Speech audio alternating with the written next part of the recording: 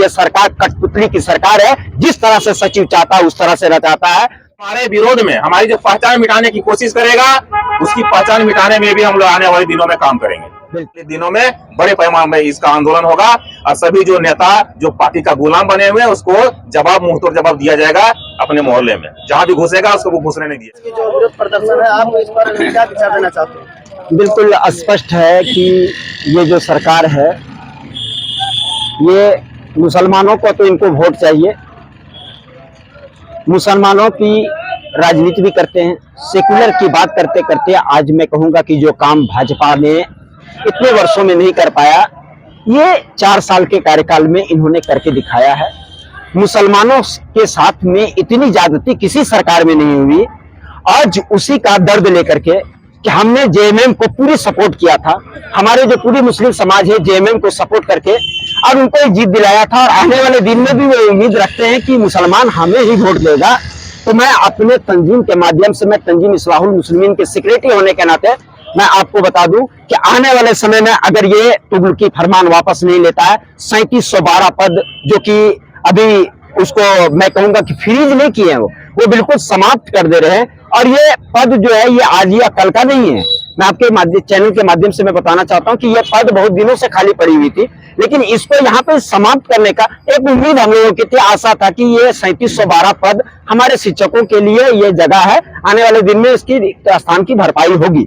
लेकिन ये सरकार इस तरह का नियम लेकर के आ रहा है, इनका सचिव जिस तरह से चाह रहा है, ये सरकार कठपुतली की सरकार है। जिस तरह से सचिव चाहता है उस तरह से रचाता है। तो मैं आपको बता देना चाहता हूं कि आने वाले दिन में 1 साल के बाद में विधानसभा का चुनाव है, उससे पहले यहाँ पे लोकसभा का भी चुनाव है। दोनों चुनाव में अगर जो भी यहाँ पर हमारे आवाज को उठाने का काम नहीं करेंगे, हम लोग उनको सबक सिखाने का काम करेंगे। डोर टू डोर कैंपेन करने की जरूरत पड़ेगा, तो उनके मुखालिफ होकर के हम यहाँ पर जो सेकुलर का चोला ओढ़ करके मुसलमानों को बदनाम करने के लिए, मुसलमानों को गुमराह करके वोट लिया है, उनको इस बार सबक सिखाने का हम लोग काम करेंगे। और आज हम लोगों का जो ये प्रोटेस्ट है, हम लोग बहुत ज्यादा नहीं बोलना चाहते। इस प्रोटेस्ट का मेरा उद्देश्य यही है कि आज हम सिर्फ पर्ची जला रहे हैं, लेकिन आने वाले समय में यहाँ के जो नेतृत्व करता है, चाहे वो प्रखंड अध्यक्ष किसी भी पार्टी का हो, वो आज मुसलमानों को जो रहनुमाई करते हैं एक भी नजर नहीं आ रहा है।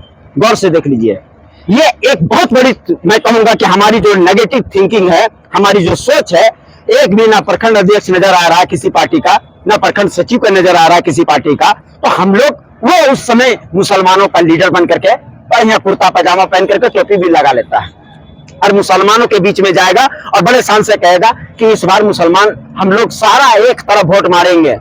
इस बार उसको बताएंगे कि तेरा वोट किधर मारना है। और आने वाले समय में पुतला दहन सिर्फ हेमंत सोरेन का या शिक्षा सचिव का या शिक्षा मंत्री का नहीं होगा, बल्कि ऐसे कार्यकर्ताओं का भी होगा जो हमारे ये चोला ओढ़ करके जो आए हुए हैं, इस चोला ओढ़ने वाले उसको बेनकाब भी करने की बहुत ही जरूरत है। तो आज हम लोग यहाँ पे जो आज ये जो फरमान है, उस फरमान की हम लोग कॉपी को यहीं पे जलाएंगे और आगे की रणनीति पे फिर हम लोग चर्चा करेंगे। अगर 2-4 दिन में अगर ये तुगलकी फरमान वापस ले लेती है तो वो थोड़ी सी उम्मीद हमसे कर सकते हैं, अन्यथा हम लोग बहुत बड़े उग्र आंदोलन के लिए बाध्य होंगे। धन्यवाद। हमारे विरोध में जो ये उर्दू शिक्षकों के विरोध में जो नियम बनाया है, तो हमारे विरोध में जो भी नियम बनाए जाएंगे उसको हम सिरे से खारिज करते हैं और इस नियम के प्रतीक को आज इस जमगा चौक पर हम लोग जलाएंगे सबों के बीच, क्योंकि हमारे विरोध में हमारी जो पहचान मिटाने की कोशिश करेगा, उसकी पहचान मिटाने में भी हम लोग आने वाले दिनों में काम करेंगे।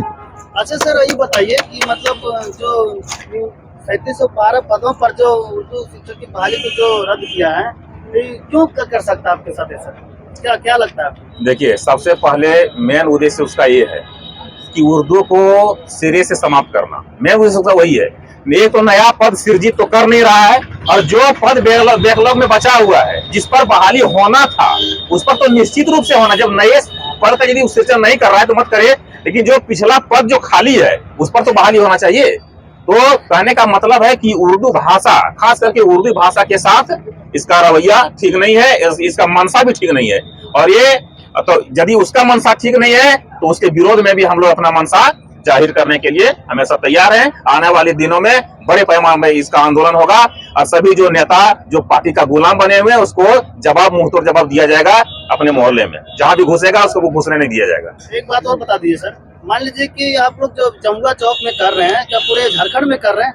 पूरा झारखंड के ये पूरे प्रदेश में हर जिला ही नहीं, हर प्रखंड में नहीं, बल्कि मैं कहूंगा कि जमुआ प्रखंड में कम से कम इस तरह का कार्यक्रम 10 जगह पे हो रहा है।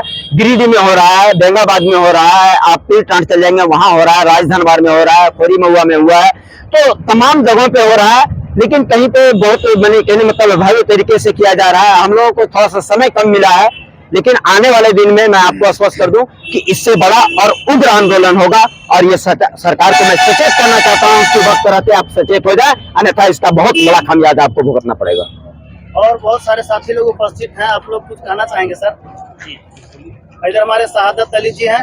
सर, आप बताएंगे कि अगर ये आंदोलन जो आप लोगों ने चला रहे हैं, तो आप किसके नेतृत्व में चला रहे हैं? अभी तो हम लोग यहाँ पे तंजीम इस्लाहुल मुस्लिमीन के नेतृत्व में हैं, और ये जो नियमावली जो बनाया गया है, जो सरकार लाना चाह रही है शिक्षकों के विरोध में, जो पहले से जो हमारे पास बात खाली था उसको जो ख़त्म करने का जो प्रयास किया जा रहा है, ये एक तरह से कहें तो हम लोगों ने तो सेकुलर सरकार को सेकुलर समझकर अपने लोगों के द्वारा सब मिलजुल करके समर्थन किए, सपोर्ट किए, सरकार लाए।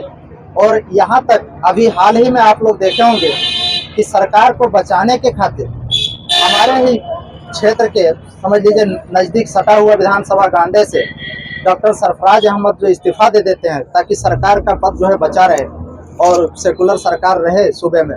लेकिन इसका सोच देखिए, कितना गंदा विचारधारा है इनका कि कुछ ही दिन हुए हैं इस्तीफा दिए हुए, और इसके बाद ये नियमावली लेकर आते हैं 2024 जो मुसलमान के विरुद्ध, उर्दू शिक्षकों के विरुद्ध है।